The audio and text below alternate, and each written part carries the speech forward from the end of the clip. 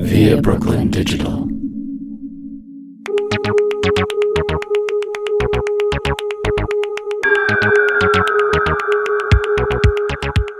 Hello, and welcome to another Still the Podcast film review episode. In addition to our regular episodes, we are bringing you book and film reviews that delve into issues that relate to female-identifying artists in the arts and entertainment industry.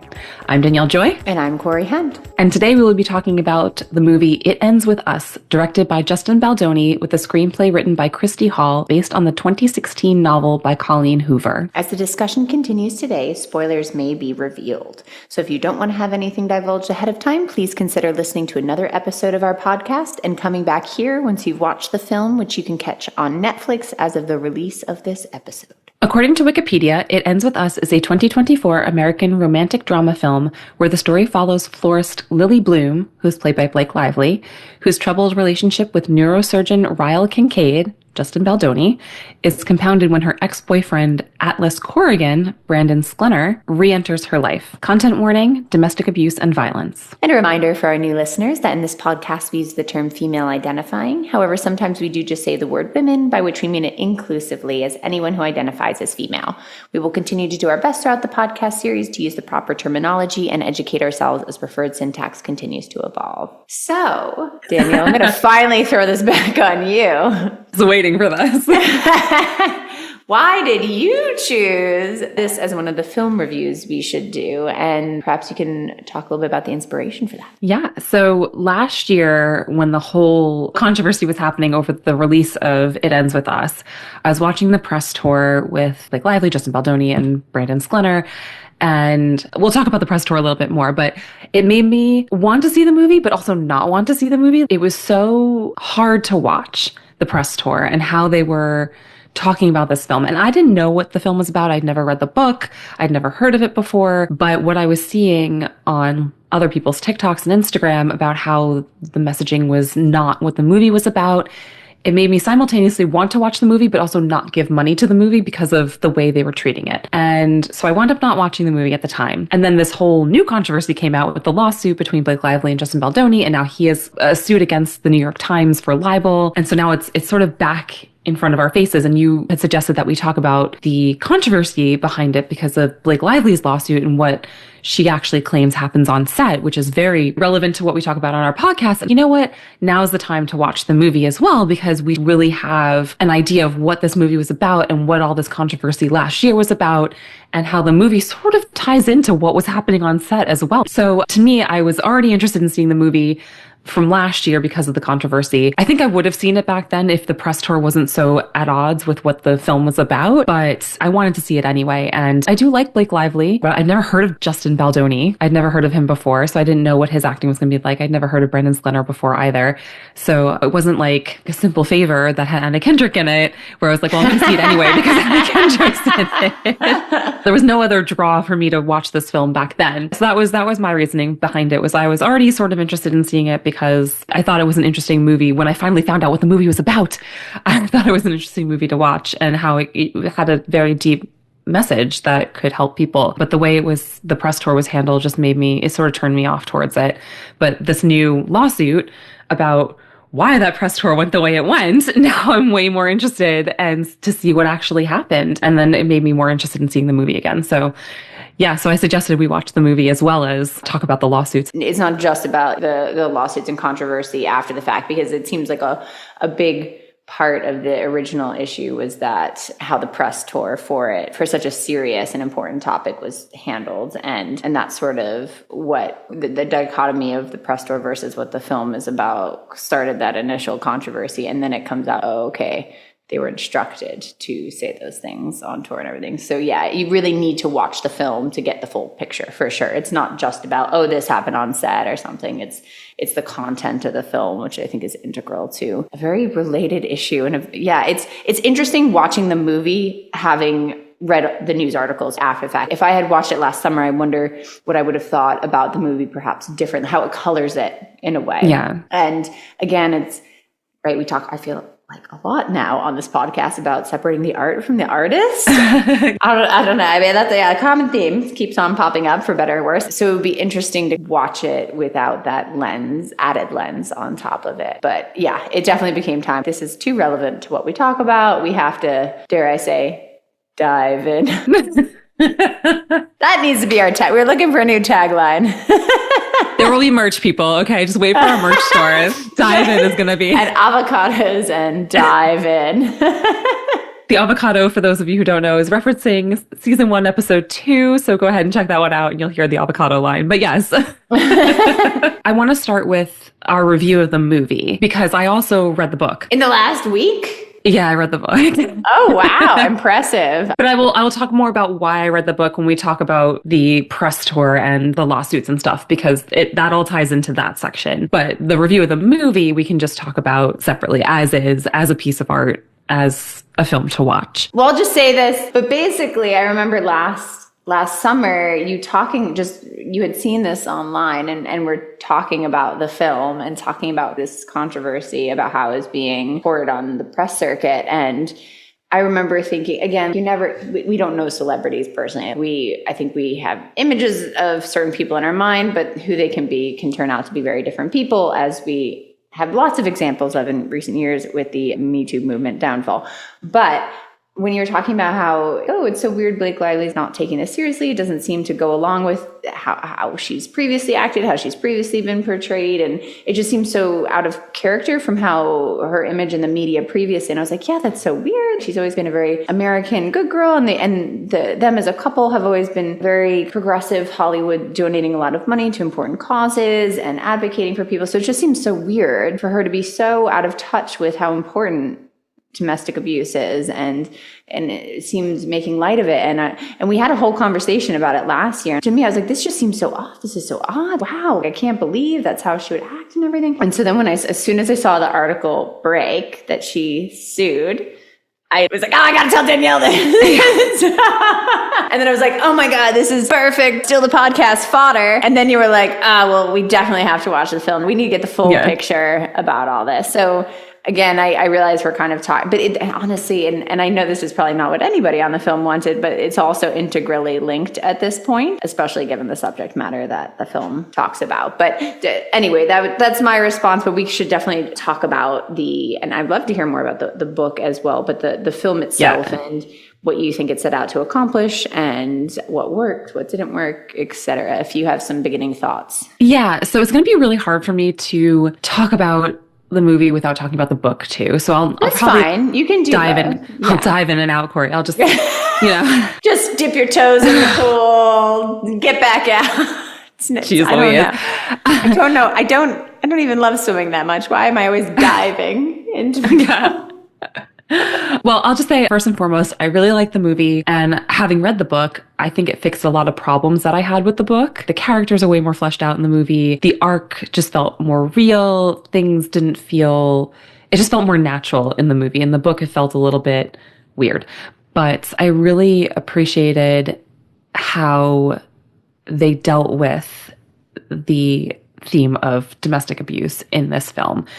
It wasn't gratuitous or very graphic. It was more nuanced, I think. It was very nuanced. Than some other pieces of art that have dealt with the topic before. Yeah, when I heard it was going to be about domestic violence, oh my God, we're going to see her with bruises on her face, crying in the shower, and she's going to be a moody piece. And it's not like that at all. It's full of love. It is full of light, but it's not as happy-go-lucky as they made it seem last year. But it's full of seeing this woman, Lily Bloom, played by Blake Lively, wrestle with a very hard choice. Because we see them get together, we see their relationship build, and it isn't until they're basically married that he lays a hand on her.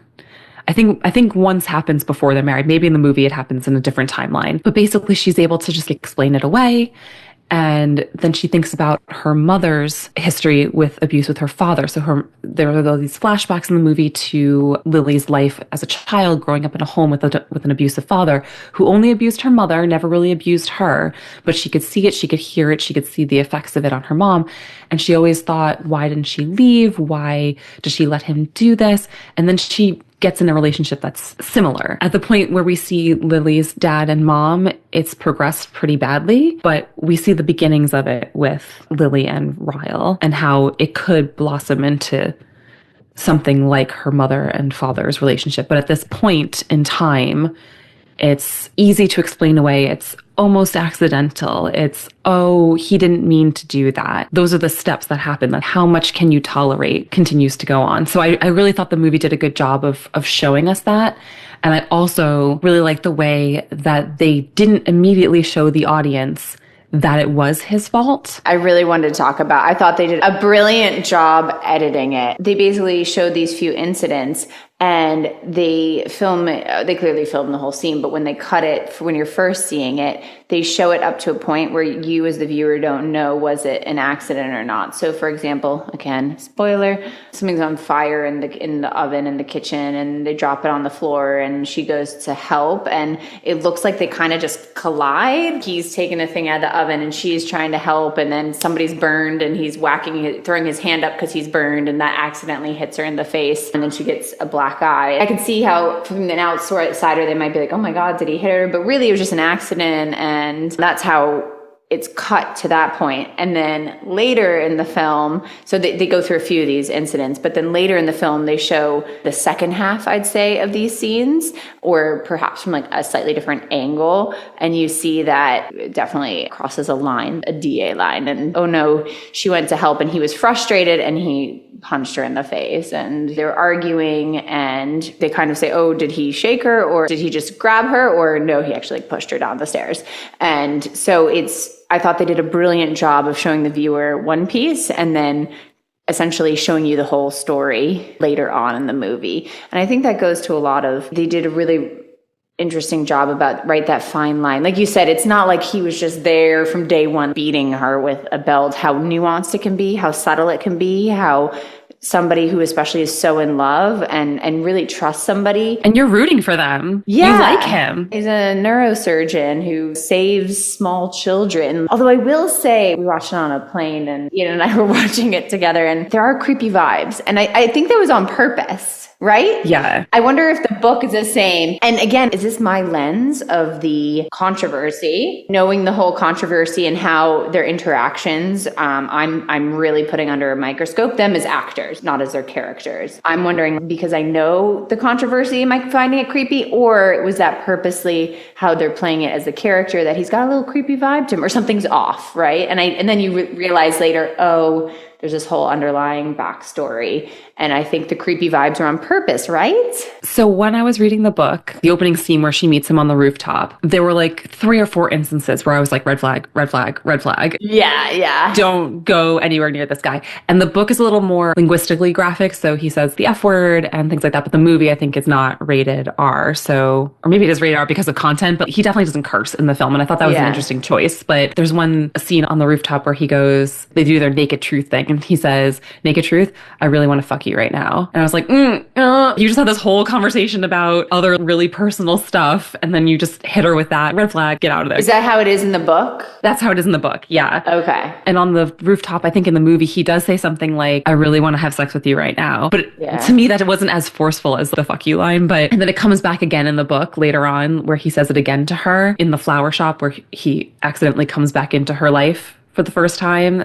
Because the sister is the one working in the flower shop. So he comes back into the flower shop when the sister's working there, completely unbeknownst to either of them. And the sister and her husband leave for some reason. And they come back in just as he's saying, I still really want to fuck you.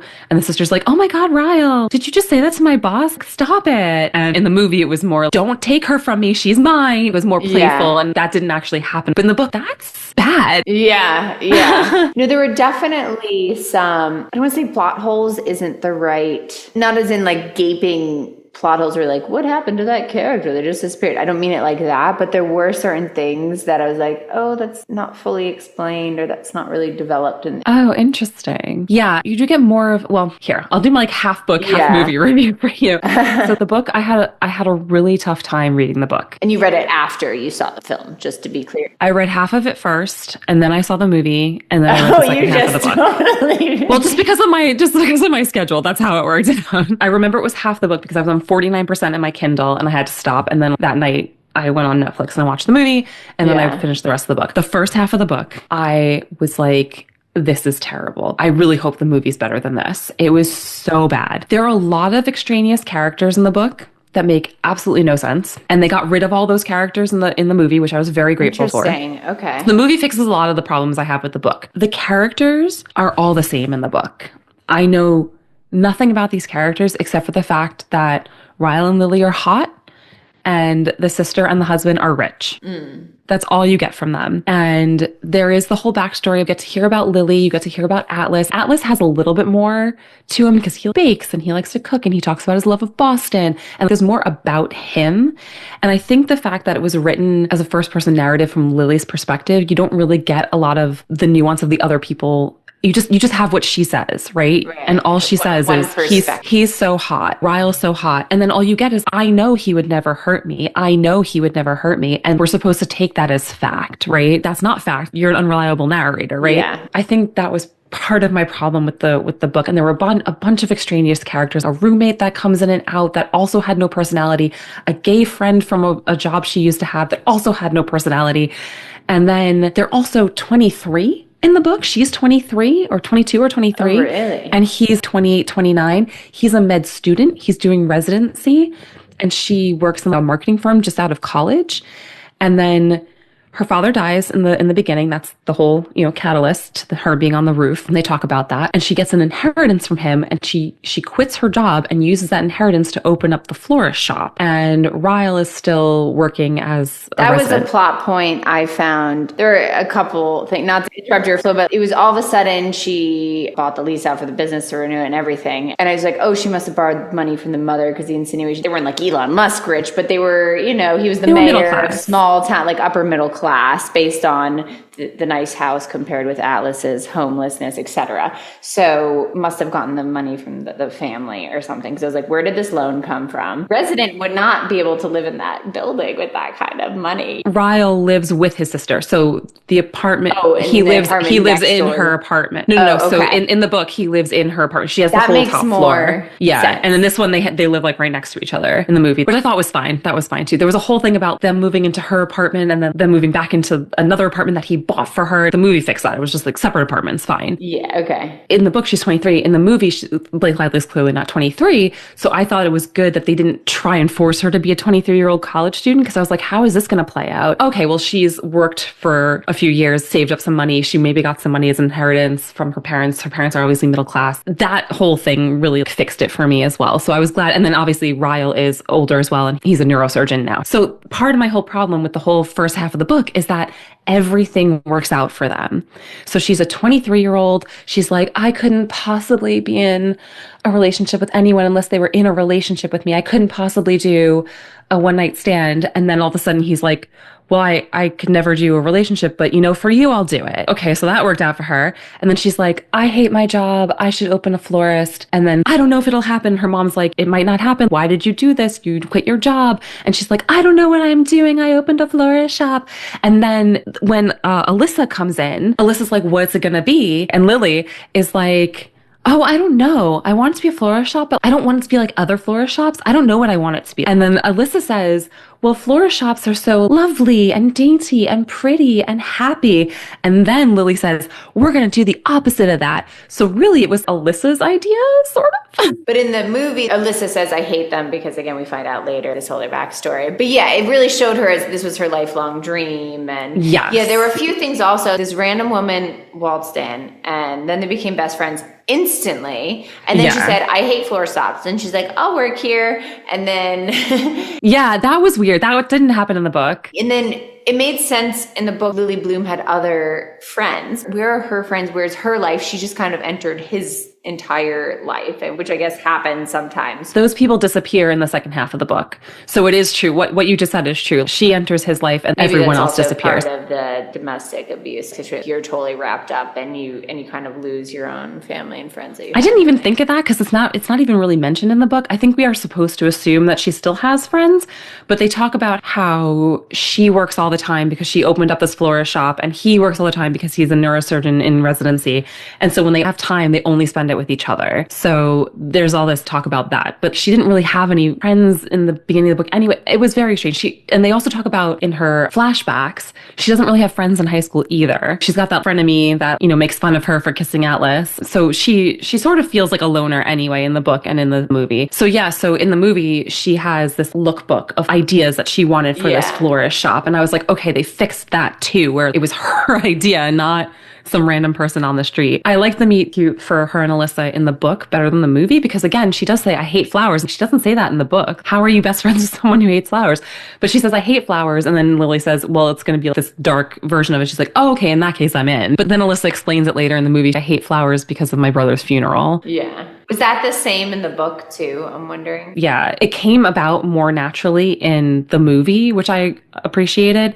In the book, I forget if it's the first time or the second time he hurts her, but he winds up in the flower shop and he's talking to Alyssa and they're talking over the counter. And Lily walks in and Alyssa's like, hear him out. There's a reason for this. And then he says, I accidentally shot my own brother when I was 5 years old. And that's your reason for hitting her? Right. That's not an excuse. It felt weird to me. If someone I married, their sibling died and they didn't tell me anything about it before we got married, I think that'd be weird. That is, again, red flag. Red flag, right? So many red flags. Yeah. It just means you're not communicating. Maybe you don't want to talk about it, but at some point it'd be like, oh, he died of cancer. He got hit by a car. I shot him. Whatever it is. Yeah. It seems very weird they got married and there was no talk of this horrific family trauma. Yeah. But in the book, he says, I go to therapy. And I was like, when? You can't hide going to therapy from your partner. All she talks about is how you're both so busy and any spare time you have with each other, you spend it together. And in the movie,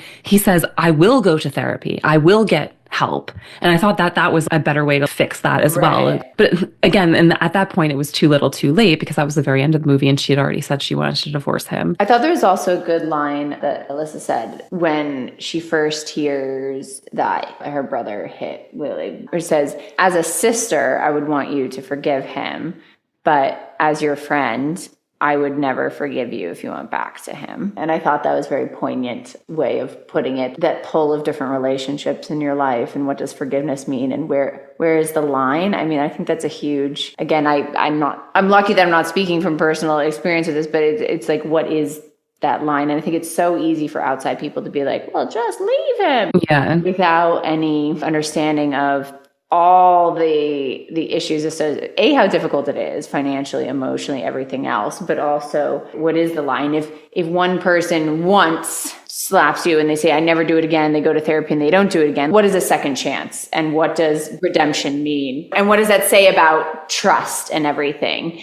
And so I did think the movie did a good job with that idea of generational trauma and how she saw it with her mother. And then you get the name of the movie at the end. She gets pregnant from him. They separate. And then when the baby comes, she divorces him and says, it ends with us. I'm stopping the trauma here. Which I'll say first of all that I really liked the juxtaposition in the story in general of how her mom really didn't have the resources to leave her husband and how she just kept telling herself, and they have a little chit chat about it. I forget which happens in the book and which happens in the movie, but they have a chat about it and how know your limit. And she's like, my limit just kept getting pushed and pushed and pushed. And I didn't have the resources to leave. But we see that Lily does. Lily has a very successful business. She has the resources to leave. She has a support network. She has her mother that lives nearby that also is a survivor of domestic abuse. And so she's able to actually make a decision like that. And I said the first half of the book was really difficult to read, but the second half of the book did a really good job of just talking through this back and forth of, he's a good guy, but he hit me. My mom never left, so I should leave. But I love him and he loves me. I know he loves me. And it was this really interesting back and forth inside Lily's head. And we got to see the tough decisions that women sometimes have to make and why it's not so cut and dry. And he does say that he blacks out sometimes because of this trauma that he's had. That's also not an excuse. It did a lovely job with the nuance of that. It reminds me a lot of the TV series Made on Netflix as well. I don't know that one. Domestic abuse. It's good if you wanna check it out at some point. Basically, the whole premise again is like where is that line and what does it mean and to leave, like what does that actually look like, especially in a country like America where there's not much support, especially if there's children involved for single mothers. The one thing I really would have liked to see at the end of the movie is you see her after she gives birth. You see her with her daughter's name is Emmy, right? Because they name her Emerson after Ryle's dead brother. You see her with Emmy in the playground. You see her at work with Alyssa. Show me work with Alyssa with both your kids. Show me the kids there in the playpen together. Show me the work dynamic for a woman in a woman-owned business. That's what I wanted to see. Yeah, right, because they're also first cousins. Oh yeah, they're cousins. I forgot about that. They're actually related. Yeah. They're cousins. It's really interesting. Now I wish I had also read the book. Oh well. But it's interesting how they did a good job with some of the nuance and what they quote unquote fixed from the book to the film. And I thought the acting overall was very good. We haven't talked about Atlas yet and how he plays into the story. Yeah, I thought that was an interesting character as well, to have this, I don't know what to say, a confidant, the ex-boyfriend, and the assumption is they get together at the very end, I suppose. And how, but I guess the father did hit him too, like really quite badly. Oh, Lily's dad nearly killed him. Yeah. Yeah. Found them together. Yeah. Yeah. And the tough life he had. And I thought that was a nice redemption story. He was made homeless and then it said he was suicidal. And I think it speaks to a lot, that idea of like you just need one important person in your life who cares about you and bring you out of that. And it shows the hard work. He enlists in the army to get money and then continue to pursue his passions. And so I think they made a nice story arc of that character. His story arc was one of my favorites in the book and in the film, because it's basically the same in the book and the film. But he came from an abusive household. He was living homeless in this abandoned house that was behind Lily's house. And she saw him going in there. And he was a couple of years older than her at school, and he rode the same bus as her. And people were making fun of him for being smelly. So one day she invites him in to take a shower before her parents come home. And then it becomes an after-school ritual. And they become this almost trauma bonded pair where they talk about their lives. And there's this whole thing about watching Ellen DeGeneres with him. And there's a whole thing about her writing diaries to Ellen DeGeneres in the book that I'm glad they left out of the movie as well. They had little hints to it. If you read the book, you wouldn't see it there, but I'm so glad they left that out. But that's how you get all the flashbacks. She rereads her diaries, and that's how you get all the information about her mom being abused and Atlas and what happened with Atlas. But yeah, so he's probably the only one that I felt from the book had a lot of depth of character, because he comes from trauma. He's living homeless. He's resilient. He is caring with Lily. He can bake. He talks about going into the Marines to make a name for himself and to make some money. He works as a cook in the Marines. He's always passionate about cooking. He opens a restaurant. He talks about loving Boston. He has got family there. I know so much about Atlas, but they just literally say, Lily just says, oh, I like to plant things. And then I'm going to be a florist in the book. And I do think they made him not a perfect character, right? Because he gets, I think, A, jealous and B, defensive of Ryle and really just starts to beat him up at his restaurant. I couldn't tell at first if he was a server at the restaurant or he owned it. You're not supposed to know. Okay. And then later it seemed like he definitely owned it if he was not fired after beating up one of the customers. Yeah. And then you realize the whole thing with the heart and the oak, and then I'm like, oh, it's his restaurant. I was going to say, I'm sitting here bashing on how none of the characters had any personality, but the one thing that I do know about Lily from the book is that she likes to nurture things. So she likes to grow things in her garden. She talks about the oak tree with Atlas, and she is kind to him and is helpful to him and gives him charity when he needs it and gives him food and clothes and warmth and a shower when he needs it. And that is literally not shown ever again. I guess it's put into her plants, but this huge part of her personality, nurturing part of her personality, isn't taken into account in anything else she does. It's a huge part of her personality, but it doesn't make its way through until she gets a baby. I can see how you could argue that she puts it all into her plants, and obviously plants need love and nurturing, but a lot of the times the flowers are already cut and they're dead. So I don't know. Sorry, I'm not a big flower fan either. I love flowers, but they die. They do. Potted plants are better. Plants definitely, but I can't keep a plant alive to save my life. So maybe I'm a bit biased. I'm sorry, Colleen Hoover and Blake Lively. You're Alyssa in this narrative. Listen, if I could be Alyssa's bank account, that'd be great. Right. Does it explain what they do? No. He sold some apps. So you see Atlas at the restaurant with the mom, and he's a waiter. and then he beats up Ryle. And then you see them in the restaurant with, or maybe he doesn't beat up Ryle at that point. I think they just talk. No, it's the second one. So then you see them with Alyssa, and he comes over and he's like, oh, I'm the chef. And he's like, what do you guys do? And he's like, oh, I talk about mergers and acquisitions or whatever he says. Yeah. And then Atlas sees the hallmarks of abuse and he walks away. In the book, he sells a bunch of apps and he works from home and he's a techie and they just have a crap ton of money. What I want to get into more now is how this relates all to the press tour and the lawsuit and how that mirrors what the book and the movie were about. And yeah, I'd love to hear more about this. I just have to say that it is crazy that in a movie about domestic violence, the writer, director, lead is being accused of sexual harassment on set. I'm one of the lead producers also. So it's two of them, yeah. So you wrote this movie, you directed it, you wanted to direct it, you wanted to tell this story, you wanted to produce it,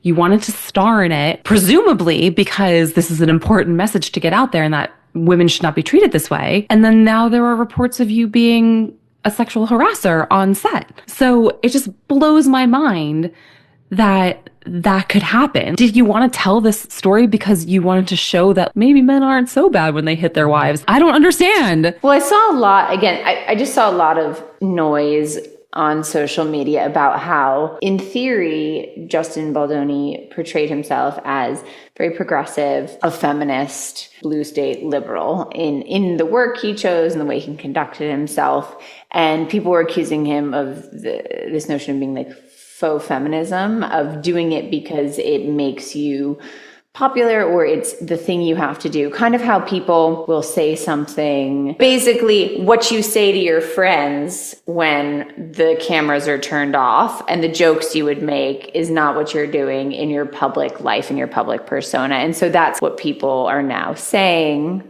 about Justin Baldoni, but that he really tried to portray himself in order to get into this Hollywood liberal elite about that. That's his angle, but that I guess it was inauthentic, and how people feel they need to portray it. It's not authentic feminism, it's faux feminism in order to sort of get ahead career-wise. You think that's why he chose this film, or that's a theory of why he might have chosen this film to produce and direct? This is what social media is saying, so take that with a grain of salt. But this is after Blake dropped a lawsuit and then he sued the Times afterwards. This is what was circulating around, people being like, how did we miss this? How did we not know? A lot of people are like, oh, he's I guess the word is faux feminist. He did it to try and get ahead, but he didn't actually believe and doesn't actually strive to those ideals. And that's why when we first talked about this stuff with Blake Lively last year, it's like, you never really know a celebrity. And also, I think this kind of goes along with, ties in so crazily well, that sounds horrible, but with domestic abuse, where is the line? If somebody's having a really hard time and does one thing once, does that make them, what is a bad person? This idea of cancel culture, this idea of Me Too, where is the line? And I think that's what the movie's asking, and that's what people are now asking of the director and the producer. So that is literally what the book asks? Is it? It's not in the movie. I didn't even read the book. I know. There's a theme in the book that they keep repeating. There is no such thing as bad people. We're all just people who sometimes do bad things. And that's a line in the book. Who says that? Which character? Ryle says it first, and then I think Lily repeats it back to him later on after trying to find forgiveness for him. But she ultimately leaves him, obviously. But yeah, so that is literally one of the lines in the book. It's interesting because it used to be, oh, well, they're just bad or they're just evil. And I think contemporary psychology is a lot more understanding about mental illness, a lot more understanding about trauma, generational trauma, bad circumstances, realizing that people don't necessarily act how they do because they're just inherently born to be a terrible person. People understand that. But I guess the big question nowadays is, where is that line and what is unacceptable? Both in terms of celebrities and domestic abuse and harassment on set. What is the line, and what is the cancel culture, and and has that tie in with the Me Too movement? There's a lot of larger picture issues going on. Have you ever been accused of being a bad person? In a specific context? Any context. So I'll give my example first, because I have been. I can't believe someone would accuse you of being a bad person. This is the thing. I made a comment to someone that, and funnily enough, this happened on the set of Gossip Girl, which is a Blake Lively show. So it all ties together. I made a joke And it was an ageist joke about one of the people I worked with specifically. And we had a great rapport. We were friends, and she took offense to it. Completely justified. Later on, I realized that I shouldn't have done that. But nobody told me. Nobody told me that she took offense to this. I showed up the next day for work. Nobody was talking to me. 0 people. She got everyone on the crew and every one of my stand-in people that I had to work with to not talk to me. And I had to go up to one of my other stand-in friends. I was like, is something wrong? What is going on? And this friend said to me was, I don't want to get in the middle of it. I was like, middle of what?